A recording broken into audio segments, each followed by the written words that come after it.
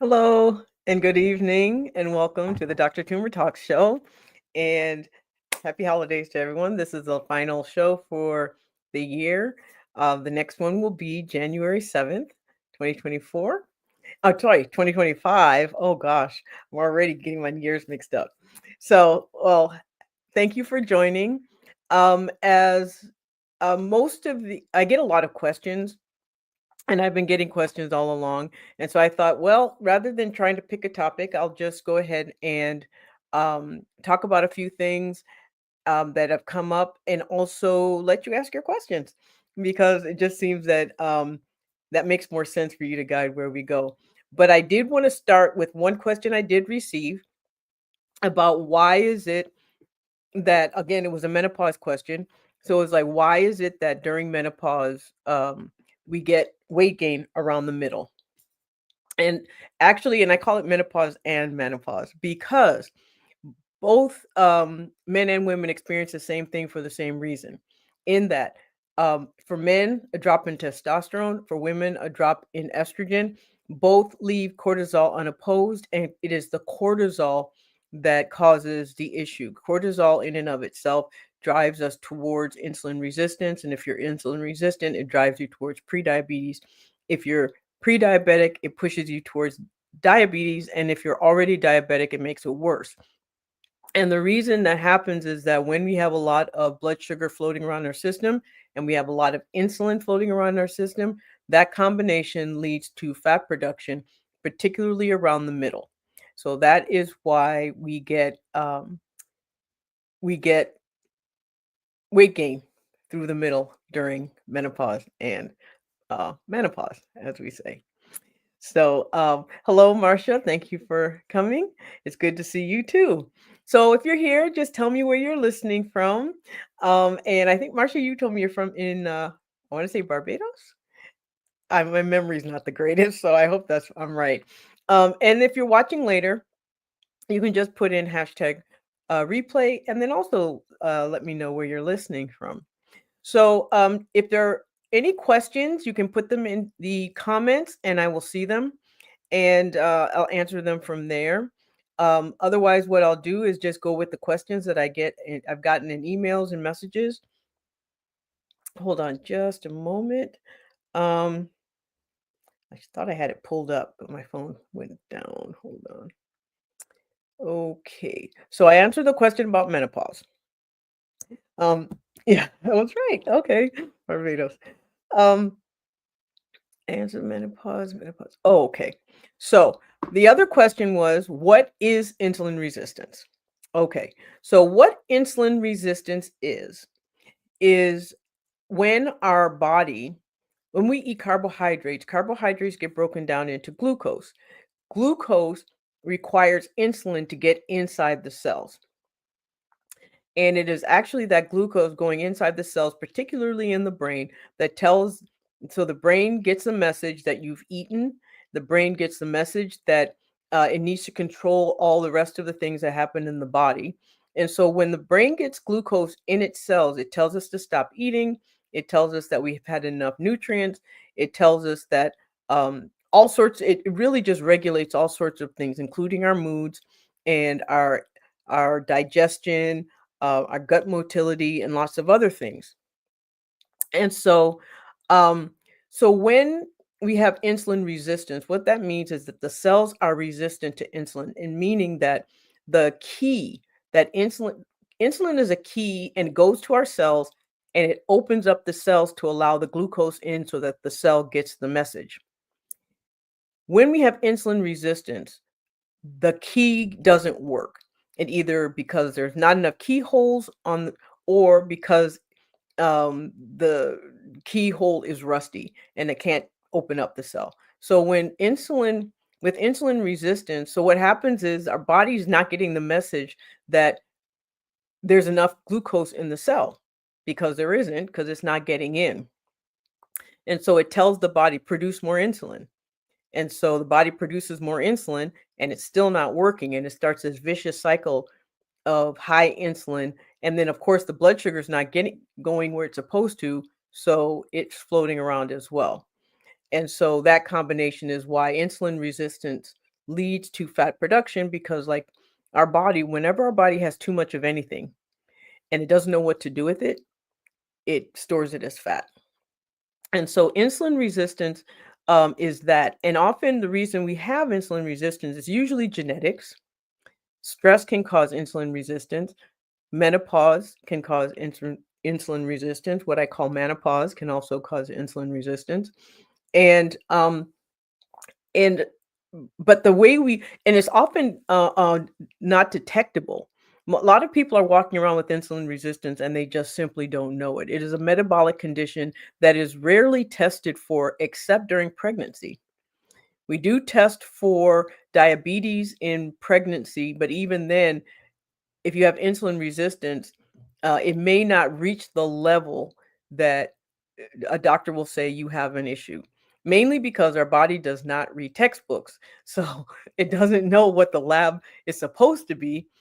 We've just created this arbitrary a number that tells us if someone's diabetic, and anything before that we sort of kind of ignore. Not so much ignore, we'll acknowledge that it's there, but we don't really do much about it. And so with insulin resistance, often the only way it shows up is with a glucose tolerance test. A glucose tolerance test as well as an insulin level within that glucose tolerance test. And usually what happens, either your blood sugar will spike, your insulin levels will spike, or both. So that's insulin resistance. Um, I heard about semakrog. Do you know about that? You're talking about the new GLP-1 medication that Novo Nordisk is coming out with. Um, Stephanie, is that what you mean? Because there is a new one coming out, and it's supposed to be what they call a triple G, in that it is a GLP-1 receptor agonist, an actual GLP-1, and a GIP, which is the glucose insulinotropic polypeptide. And so essentially what that means is that it's sensitive to insulin. So if your insulin levels are high, it starts to work even more. It acts like all the other GLP-1s in that it helps our body regulate our blood sugar. It helps the brain get the message it's supposed to, so it can start signaling the body to do what it's supposed to do and in the way it's supposed to do it. The third component, however, is that they say that it helps with maintaining muscle mass. Now, the only reason we lose muscle mass as we get older is because we don't build it, or our nutrition doesn't support the activities in growing muscle, and mainly that's protein. And so when you're on a GLP-1 or a GIP, like Manjaro's and Zepbound, or tirzepatide is the generic name, when you have that substance, we tend not to eat as much. And when we don't eat as much, we don't eat as much protein. And we don't eat as much protein, we can't help maintain and definitely not increase our muscle mass. So yeah, it's coming down the pike. Once it's the new, of course, as always, when the new kid's on the block, everyone wants to jump on that one. And then so what's going to happen is that some of the older versions are probably going to be more available. So um so I hope that answers your question, Stephanie. Um, but yeah, it's just a better iteration. So just like we had Victoza before, that became Saxenda for weight management. Then we had Ozempic, which became Wegovy for pain management. I mean, sorry, for weight management. And then we had Manjaro, which became Zepbound for weight management. And so this is just going to be the next iteration of a GLP-1 slash GIP slash GLP-1 receptor agonist, GIP, and GLP-1 combined. So that's what that will be. Any other questions in the comments? And otherwise, I'll go to the ones that I received.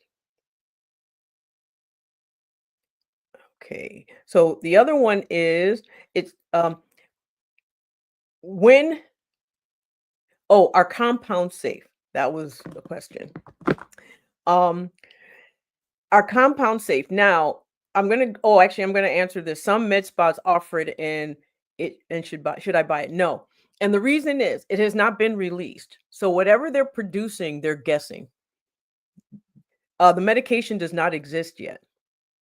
And so if whoever's selling it, they're not there's no way that they could possibly know what the actual medication is because this is how compound pharmacies work. They take a medication and you have the chemists and the pharmacists and they reverse engineer it. They can figure out the components that go in it.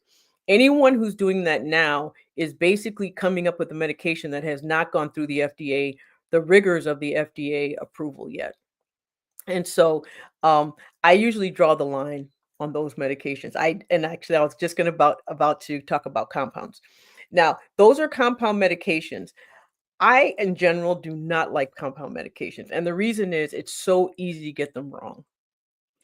It is easy for anyone who wants to make a profit to not put the right amount of medication. Now, there has been a study that's been done that recently came out, and they said they tested compounded medications, GLP-1 medications, and they went all the way from 0 of the medication in there to 100%. Most stayed within the 80 to 90% range. The other was that they fluctuated, but usually the ones that were good stayed pretty consistent, but the ones who were bad stayed pretty consistent with that, or they would fluctuate. They would get really good dose one time, one batch would be really good, and the next batch wouldn't. And so, which is why it took me so long to vet a compounded pharmacy because you have to see it over and over and over again to see the pattern. And so, when you see that there's a pattern where month after month after month, it works and it works well because it takes 6 months for Zepbound, for example, or tirzepatide to reach its maximum dose. So it took me almost 6 or more months to find something that I trusted at every dose. But compound medications can be very helpful. And part of the reason why I vetted a compound pharmacy the was because they it became harder and harder for people to get the brand medication and either because their insurance stopped covering it, it was extremely expensive, there were shortages, and so all the benefits of the GLP-1 was being lost. Not just in regulating blood sugar, not just in regulating fat production, but also a drop in inflammation, mood improvement, liver improvement, cholesterol improvement, blood pressure improvement, and you got all these benefits, and then all of a sudden people lost them. And the only way they could get back to that level of health was if they used a compound medication, and that's why I vetted one and found one. And I'll tell you a little bit more about that because it's going to be accessible to everybody. Um, and so that is the only way that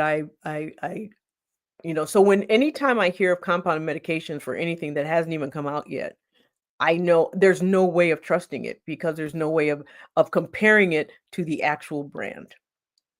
And since we're on the topic of compounds, the the criteria for getting the brand medication is based on very limited criteria. So either you have to be a diabetic, which means your hemoglobin A1C has to be over 6.5, or you have consistently high blood sugars that are fasting over 140. Or then that's for the for the Mounjaro and for the Ozempic. Now for the Wegovy and the Zepbound, the criteria for that is if you have a BMI over 30 or a BMI over 27 if you have some comorbidities, if you have some cardiovascular disease or you have some secondary issue because of weight. The problem is is that there are many people walking around who have metabolic issues that could benefit from the medication and they don't fit the criteria. They're not diabetic and they're not overweight, or their BMI isn't over 30. Even if and so you can actually be thin and have too much fat in your body, because that's what happens when you have a metabolic issue. So you have people with polycystic ovary syndrome, for example, whose body produce fat very, very, very easily. But that also means that it affects their end organs, their eyes, their kidneys, their heart, their liver, but they don't fit the criteria for the medication. So in those situations, that is when compounded medications work very well, because that's the only medication they have access to control their health and to get back to a healthy place. The other time this happens is also, for example, with menopause. We know in medicine that when you are overweight, you have too much adipose or too much fat in your body, and you've gained over 5% of if you lose 5% of your body weight when in that situation, it improves your health. So it stands to reason that if you gain 5% of your body weight, it adversely affects your health. But what if you gain 5, 10, 15% of your body weight and you don't fit the criteria for the medication? The only option you have to return to that healthy level is a compound. So that is one of the reasons why I have vetted compound pharmacy, because there were so many instances where people would benefit greatly from the medicine but didn't fit the very, very narrow criteria that the FDA had set for its use, or they just couldn't get access because they ran the money they just cost too much. $1,500. I don't know how many of you can just come out of pocket for $1,500 a month. Most can't. Um, so, um, hello. How do you feel about microdosing GLP-1s due to severe side effects of the drug? What are your professional opinions? Thank you. That is another reason, Stephanie. Sharon. Thank you for that question. That's another reason why um, compounds are so wonderful, because you can microdose when someone has side effects. You can actually adjust the dose more. It's much easier to individualize the dose using a compound medication than it is using the brand. There are ways you can use the brand. It takes a lot of manipulation. I'm not really comfortable with people manipulating medications too much on their own, because it's easy to make mistakes. And so I just prefer things to be as simple as possible. And the way to do that is with a good compound medication. Hey, cousin. Hi, Kiana. How are you? Um, so that's compound. So since we're talking about compound, I'm just going to announce something very exciting. So one of the things that happened, there was a point in after COVID when you could pretty much use telemedicine to help anybody anywhere. It was a very unregulated. The other that was also very unregulated were compound medications that you could kind of prescribe to anybody anywhere. But then, which nobody really cared about until certain pharmaceutical companies started losing a whole lot of money to GLP-1 receptor agonist compounds. And so it became more and more and more restrictive in terms of who we could help. And so it pretty much kind of fell within what was regularly happening in medicine, in that you have to have a license in the state in order to help patients from that state. But because of that, there are a lot of patients who came to me asking for help, and I just simply couldn't help them. And so what I did was gathered a group of doctors from around the country so that we could cover the whole country. So for anyone who needed help getting a GLP-1 for whatever reason. And using the same pharmacy that I vetted, and the same pharmacy I've been using for almost 2 years, and the same pharmacy that I've seen amazing results with. And the one I use anytime someone loses access to their brand is my go-to for family, for friends, for anyone, for all my patients who need it. And so now we're in a position where we can now help people pretty much anywhere. We're still gathering. There's still a few states we haven't quite covered, but that's just a matter of time. We just launched started gathering together a little over 6 weeks ago. And so we already have about 40 states covered, and we have 31 doctors, and it's called Your Light. Now, if anyone who's worked with me before, they know that Your Light Wellness and Weight Care is what I use for my compounded pharmacy when I use a compounded medication. Well, that's the name of the group, Your Light Wellness and Weight Care. And what I will be doing is putting out links to the forms for anyone who wants to become a priority patient for 2025, because we have docs ready, and um, so that people don't have to go through another year of not having access to their um, medication. And not only is it about access, it's also about acceptance.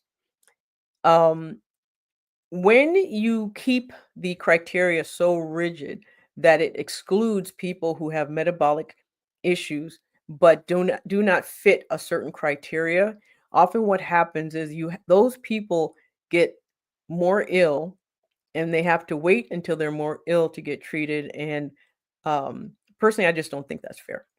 So it's a combination of access, of acceptance, and for advocacy, so that uh, everyone who needs metabolic, um, what's the word I'm looking for? Metabolic control, metabolic correction, who needs physicians who will give you a soft place to land. That is what we've created. So, and I will put the information. I'll have to post it. I was running around. I actually had a doctor's appointment today and ended up being there for almost 2 hours longer than I anticipated. So I ran out of time today, so I wasn't able to put the link out, but I will. Just kind of keep your eye out. I'll start blasting it everywhere. And if you want, um, you can also send me your email address, and I will make sure that you end up on the email list. And so you can send me your email at help@drtoomer.com. And so if you want to end up on the priority patient list, you can do that too. You can just do that. So yes, Texas, absolutely. Will you also list the prices? So what the pharmacy that I use, one of the reasons why I like them so much, also apart from the fact they have wonderful medications, is that their prices are the same for all doses, and their prices are low for all doses. But each physician can set their own price. But usually, like for mine, the semaglutide is under $300, and the tirzepatide is under 4. There's also hair restoration, there's hormone replacement, there's sexual medicine medications, there's also allergy testing. There's lots of different other things. There's also a lot of wellness medications. I tend to use the GLP-1s the most. I do testosterone replacement and hormone replacement and topical hair stuff like minoxidil. I do that as well. But there's other physicians, a lot of OBGYNs who do a lot of hormone replacement and who are much more well versed in that than I am. So each doctor has their own practice, but what we're doing is just allowing access. Yes, absolutely. Florida as well. The bigger states, it's more the more obscure states that we're having difficulty covering, but we'll get there. Like the Dakotas, for example, North Dakota and South Dakota. But Florida and Texas, absolutely. We actually have quite a few doctors from both states. And so, like I said, I'm going to put my email in here, and it's help@drtoomer.com. And all you have to put in there is, you can just put as a message, even in the subject, patient, 2025 priority patient, because that's essentially what the list you'll be going on. And I'll know to take your email, put it aside, and put it in the list. And then, give it to the doctor in the state where you live. Okay. Um, well, actually, what will happen, I'll send out the form so that you can fill it out so that I can connect you to the doctor in your state. But I'm very excited about that because I just get a lot of people asking me for help, and I just have not been able to help them, and now we can. And in a way that I know is safe and I know is effective. And that's really all I cared about, is making sure that people got what they needed, but in a safe and effective way. And they weren't being price gouged. There are a lot of pharmacies out there that just charge a whole lot of money, and I just didn't want that happening to the people that I interact with. All right. Any other questions? I can go to the ones that I have. Okay. So here's another one. Um, what is the difference between Ozempic and Manjaro, and how do you know which one is a better medication for you? Okay. So, um, so semaglutide, which is the generic name for Ozempic and for Wegovy, and tirzepatide, which is the generic name for Manjaro and for Zepbound, are both considered GLP-1 receptor agonists. And what that means is that they act like GLP-1s in the body. Um, and so they kind of give you all the benefits of having the GLP-1. So they suppress appetite, they slow gut motility, they help with glucose regulation in the brain, and therefore the brain then signals the body appropriately. The difference between the two is that Ozempic and Wegovy, or semaglutide, is a GLP-1 receptor agonist. Tirzepatide, which is also Manjaro and Zepbound, is a GLP-1 receptor agonist and a GIP. And what GIP stands for, I'm going to say it very slowly because I always get tongue-tied when I say it. It is glucose insulinotropic polypeptide. And what that means is that it acts on it gets triggered when our blood sugar is high. But it also helps in some of the secondary things that happen when our cortisol is high, because our cortisol causes insulin resistance. So you kind of see this cycle. Um, and so the only time that I choose one over the other, there are a couple of criteria. One is if someone's having severe side effects with one. Often the side effects with semaglutide are less with tirzepatide. The other is if, for cost purposes, depending on if someone's, you know, it's because semaglutide usually costs less to make, so it's just a cheaper medication. And so sometimes it's just more cost effective. The other is if stress or cortisol, either because of stress or because of dropping in hormone or estrogen, um, if cortisol plays a large role in someone's weight gain, because that's what these medications do, they treat the cause of someone's weight gain. So if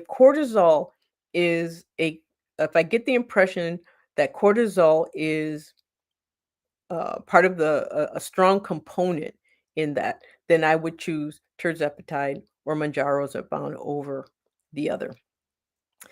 Now, before anyone asks, I'm just going to tell you, you cannot check for cortisol. There are tests, but they're not reliable. Two, unless you have really obvious physical signs of having high cortisol, because there are some really obvious physical signs of having cortisol toxicity. We normally don't check for it. There's other physical signs that kind of give the indication, like growing, your abdomen is larger than the rest of your body. You just kind of just know it's there. You just assume that your cortisol is high and you do something about it. So most of us are walking around with our cortisols are a little bit too high. So, and there are things that you can do to reduce it. And what I always say is there's the immediate, the intermediate, and the long-term fixes. The immediate fix is getting your cortisol down with some type of cortisol reducing activity or exercise. So like deep yoga breathing, which is like 4 in, hold 7, 8 out, or Pilates or yoga or meditation or hypnosis. Those things help drop your cortisol. Also, time management, so you're not always rushing.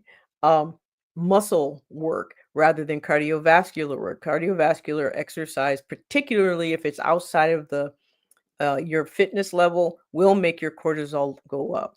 And so that's the reason why a lot of people who will work out a lot and then they still aren't losing weight and they can't figure out why. It's because they're triggering their cortisol reaction.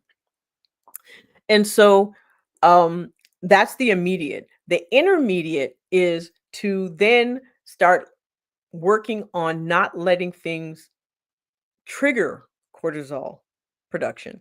So either therapy or medication or um, learning how to manage the triggers, either the people that are causing it, your job that's causing it, all of those things. And then the long term is basically you just get rid of whatever's causing you stress.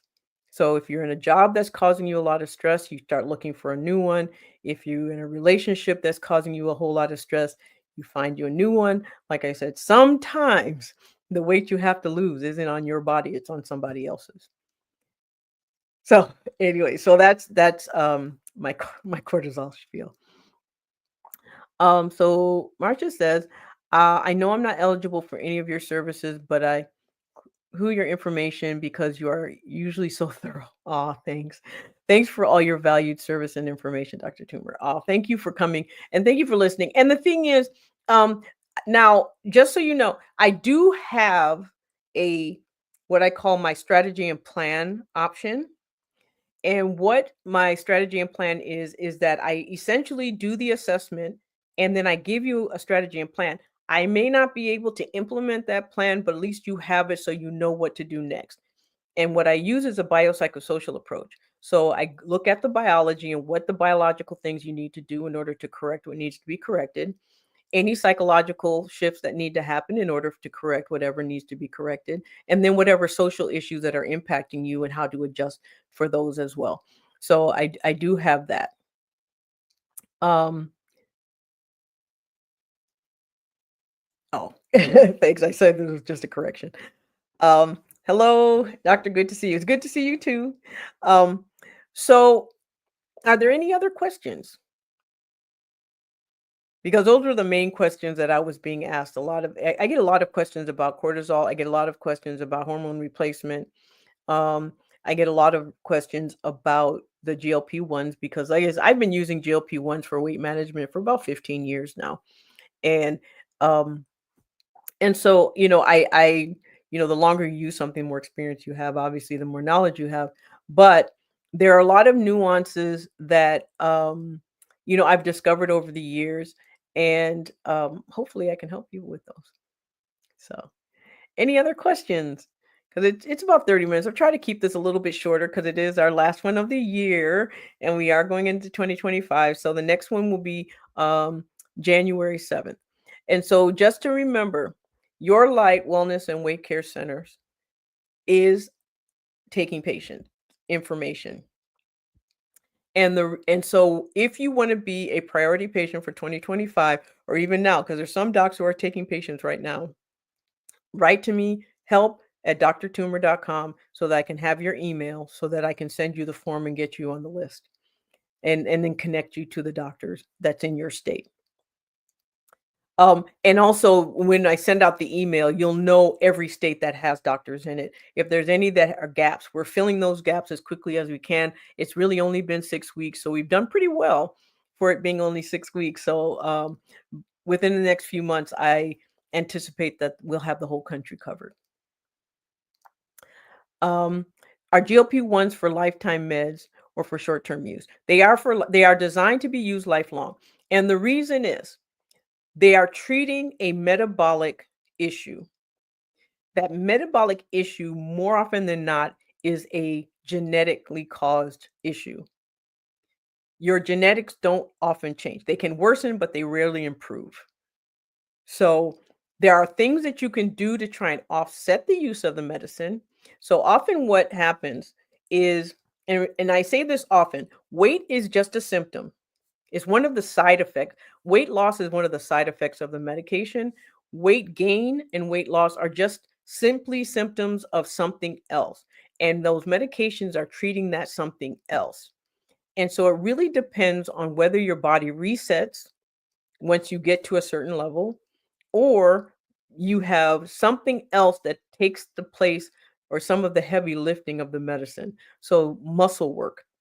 Muscle really is, if you're assuming your thyroid is working properly, muscle is the only way we can improve our metabolic state in our body. The next thing we can do is diet. Low carbohydrate, managing carbohydrates by maximizing protein. The other is making sure all the other things are you're doing well, like drinking enough water, getting enough sleep, maintaining boundaries around yourself so that your relationships aren't triggering and they don't cause emotional issues. So they are designed to be lifelong. Now, what it takes to get you to your health and what it takes to keep you in your health may not be the same. So often what you'll hear is a word called maintenance. We'll use the maintenance is different for every single person. That's where the individual and the art of medicine comes in, because either you can take a lesser dose, you take them less frequently. Right now, the medications are the standard way of taking it is weekly. But when you get to maintenance, there are some people I have who take it once every 3 months or once a month. And you just kind of see how low you can go before symptoms start coming back. Because what you don't want to happen is to half treat something. I know that a lot of people take these medications for weight, but again, weight, you're not treating weight, you're treating the cause of weight gain. And so you just don't want to undertreat whatever that cause is, because what causes weight gain is often very destructive to other parts of the body.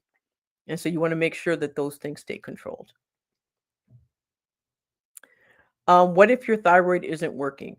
Then you work very closely with an endocrinologist or your primary care doctor to get it working.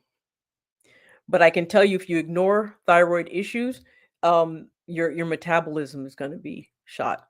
The other thing that I see that causes metabolism issues is if people have dieted throughout their lives and they've yo-yo dieted, they often lose a lot of muscle mass, and so they have to build it back up in order for it to help with the process. There are many people out there who are very well versed in how to help um, regulate your thyroid, but usually thyroid hormone replacement is really what it takes. It is a little more difficult when you have something like Hashimoto's, where there's antibodies involved, and it's not just that your levels are down. So there's a lot involved, but it's not impossible. You can still use muscle to counter even thyroid issues. Muscle is a wonderful thing.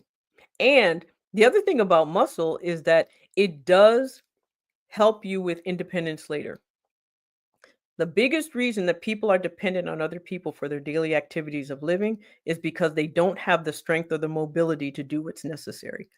Muscle will allow you to have the strength and the mobility later so you don't have to depend on other people, and you can be more independent much, much longer. Okay. Any other questions?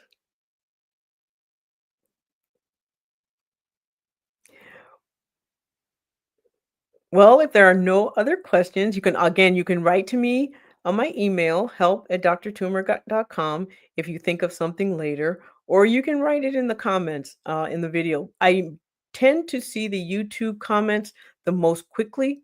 So if you go to my YouTube channel, you can subscribe to youtube.com/@drtumor and ask me questions there as well, or comment. All right. Well, thank you so much for coming. Don't forget to send me your email if you'd like to get on the patient priority list, and also share it with friends and family who may also need help, and or who want to just at least get evaluated to figure out if it's something that's good right for them.